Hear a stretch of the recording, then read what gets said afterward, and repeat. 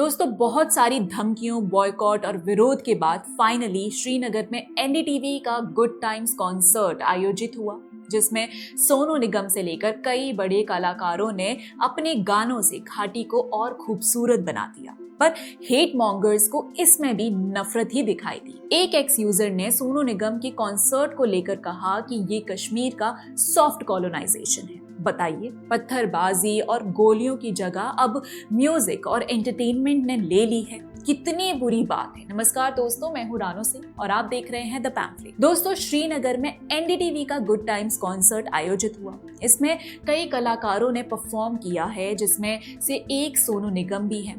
पहले इस शो को कई धमकियां मिली थी और अब भी कुछ लोग जो कश्मीर को खुद की बपौती मानते हैं वो इसका विरोध कर रहे हैं। फरजाना फैसी नाम की एक यूजर ने सोनू निगम के श्रीनगर में हुए कॉन्सर्ट को सॉफ्ट कॉलोनाइजेशन कहा है। एक और यूजर संजय सप्रू ने पूछा है कि ये इवेंट कश्मीरियों के लिए था या टूरिस्ट के लिए। ये स्टेटमेंट एक तरह का प्रोपेगेंडा फैलाने की कोशिश हो रही है, जो भारत की एकता को कमजोर करने का प्रयास है। दोस्तों, फरजाना बोल रही हैं कि सोनू निगम का कॉन्सर्ट श्रीनगर में सॉफ्ट कॉलोनाइजेशन का मतलब होता है कि किसी विदेशी शक्ति का किसी क्षेत्र पर कब्जा करना, उसकी संस्कृति को दबाना और अपनी संस्कृति थोपना। लेकिन यहाँ क्या हो रहा है? एक भारतीय सिंगर सोनू निगम जो पूरे भारत में पॉपुलर है, एक भारतीय शहर श्रीनगर में परफॉर्म कर रही है। ये कैसे कॉलोनाइजेशन हो सकता है? कश्मीर भारत का अभिन्न अंग है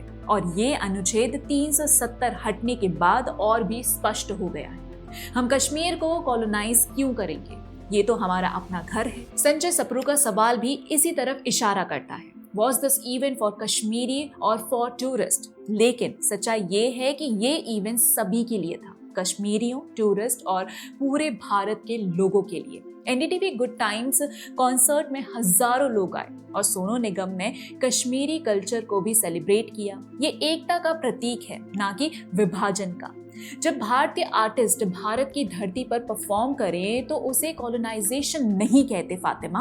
दोस्तों, कभी कभी ऐसे हेट मॉन्गर्स को देखकर लगता है कि ये टूरिस्ट एंटरटेनमेंट से आने वाला बजट तो चाहते हैं, पर अपने ही देश के लोगों के लिए नहीं। कश्मीर भारत का हिस्सा है और हमेशा रहेगा। पाकिस्तान की तरफ से यहाँ पर कई बार ट्राइबल इन्वेजन हुआ, लेकिन भारतीय आर्मी ने कश्मीर को बचाया है। आज जम्मू कश्मीर एक यूनियन टेरिटरी है, यहाँ लोकतंत्र है, चुनाव होते। सोनू निगम का कॉन्सर्ट कोई विदेशी कल्चर नहीं थोप रहा, ये भारतीय म्यूजिक है जो कश्मीर की खूबसूरती के साथ घुल मिल रहा है। अगर ये कॉलोनाइजेशन है तो क्या मुंबई में कश्मीरी शॉल बेचना कॉलोनाइजेशन है? नहीं ना। कश्मीर में बॉलीवुड शूटिंग होती है, टूरिज्म बढ़ रहा है, ये विकास है, ना कि कॉलोनाइजेशन। फरजाना जैसे लोग इसे नेगेटिव स्पिन दे रहे हैं क्योंकि वो पुराने सेपरेटिस्ट नैरेटिव को जिंदा रखना चाहते हैं। लेकिन रियलिटी ये है कि कश्मीर के लोग अब शांति चाहते हैं, जॉब्स चाहते हैं, एंटरटेनमेंट चाहते हैं। इवेंट की रियलिटी को समझने के लिए हमें एनडीटीवी के वीडियो पर और गौर करना होगा। कॉन्सर्ट में फैंस मेस्मराइज्ड थे और लोकल लोग एंजॉय कर रहे थे। अगर ये सिर्फ टूरिस्ट के लिए होता तो लोकल मीडिया कवर ना करता, लेकिन ये एक बड़ा इवेंट था जो कश्मीर की इकोनॉमी को बूस्ट करता है। टूरिज्म से रोजगार बढ़ता है, होटल्स, ट्रांसपोर्ट, सब कुछ। ये कॉलोनाइजेशन नहीं, इंटीग्रेशन है, भारत के साथ जुड़ना। फरजाना जैसे लोग इस हकीकत को इग्नोर करते हैं और एक गलत नरेशन सेट करने की कोशिश करते हैं। लेकिन सच्चाई ये है कि ऐसे इवेंट्स कश्मीर को मुख्य धारा में लाते हैं, जहां लोग एक दूसरे की संस्कृति को समझते हैं और एंजॉय करते हैं। अब दोस्तों, बात करते हैं कश्मीरी पंडितों की, जो फरजाना भूल गई।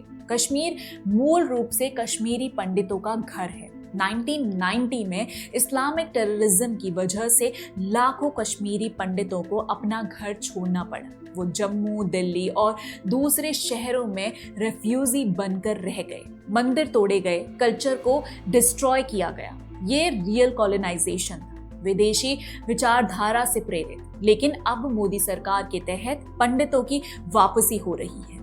स्पेशल पैकेजेस हैं, जॉब्स हैं, सिक्योरिटी है। सोनू निगम जैसे आर्टिस्ट का आना इसी का हिस्सा है। वो अपनी जड़ों को मार्क कर रहे हैं। शायद इसीलिए ही कुछ लोगों को बुरा लग रहा है कि जिन्होंने कश्मीर को पर्सनल प्रॉपर्टी समझ ली थी। फरजाना जैसे लोग इस हिस्ट्री को इग्नोर करते हैं और इंडियन कल्चर को ब्लेम करते हैं। वो भूल गए हैं कि कभी यहाँ पर 1989-90 में 4 लाख से ज्यादा पंडित को जाना पड़ा था। यहाँ पर रलिफ गलिफ या चलिफ से क्या खूनी अत्याचार हुआ था। फरजाना और संजय जैसे लोग इनसिक्योर हैं। वो भारत के हिस्से को अलग करना चाहते हैं, लेकिन भारत मजबूत है। भारत के हर हिस्से में कॉन्सर्ट हो सकता है। अब कमेंट्स में बताइए, क्या आप एग्री करते हैं? वीडियो पसंद आई हो तो लाइक, शेयर और चैनल को सब्सक्राइब करना ना भूलें। इसी के साथ मिलते हैं अगले वीडियो में। तब तक के लिए जय हिंद।